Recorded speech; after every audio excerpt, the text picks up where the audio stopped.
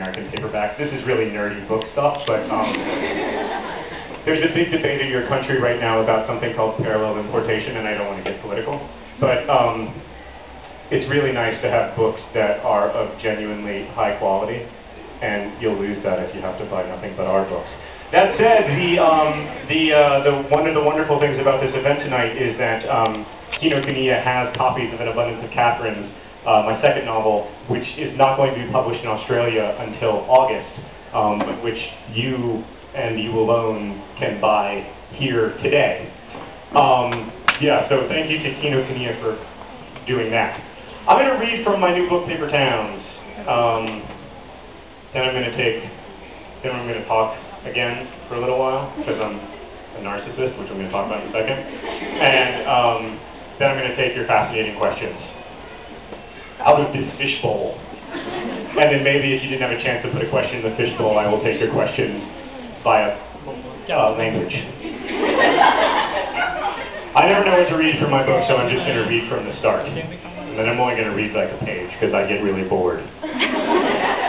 And so I cannot imagine how boring it must be for you.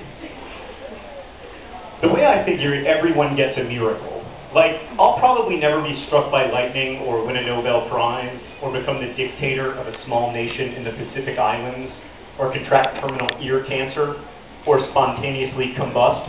Side note, I know I only got like one sentence into the reading before I interrupted myself, but for the first 2 years that I was working on Paper Towns, terminal ear cancer was terminal eye cancer. But then I had this really bad eye infection in 2007, and I had to go to the hospital for a week. And I kind of thought that maybe like I was like jinxing myself. So in an attempt to recover from my eye infection, I changed it to ear cancer, and here I am with 2 eyes. Mission accomplished. So yeah, usually I like to think that I have very fancy literary reasons for the choices of my novels, but that was just to try to avoid eye cancer. But if you consider all the unlikely things together, at least one of them will probably happen to each of us. I could have seen it rain frogs. I could have stepped foot on Mars. I could have been eaten by a whale. I could have married the Queen of England or survived months at sea. But my miracle was different. My miracle was this. Out of all the houses, in all the subdivisions, in all of Florida, I ended up living next door to Margot Roth Spiegelman. Our subdivision, Jefferson Park, used to be a Navy base, but then the Navy didn't need it anymore, so it returned the land to the citizens of Orlando, who decided to build a massive subdivision, because that's what Florida does with land. My parents and Margot's parents ended up moving next door to one another just after the first houses were built. Margot and I were too. Before Jefferson Park was a Pleasantville, and before it was a Navy base, it belonged to an actual Jefferson. This guy, Dr. Jefferson Jefferson.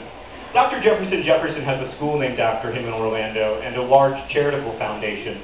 But the fascinating and unbelievable but true thing about Dr. Jefferson Jefferson is that he was not a doctor of any kind. He was just an orange juice salesman named Jefferson Jefferson. And when he became rich and powerful, he went to court, made Jefferson his middle name, and then changed his first name to Doctor. Capital D, lowercase r, period. That's what I'm going to read. So, thanks.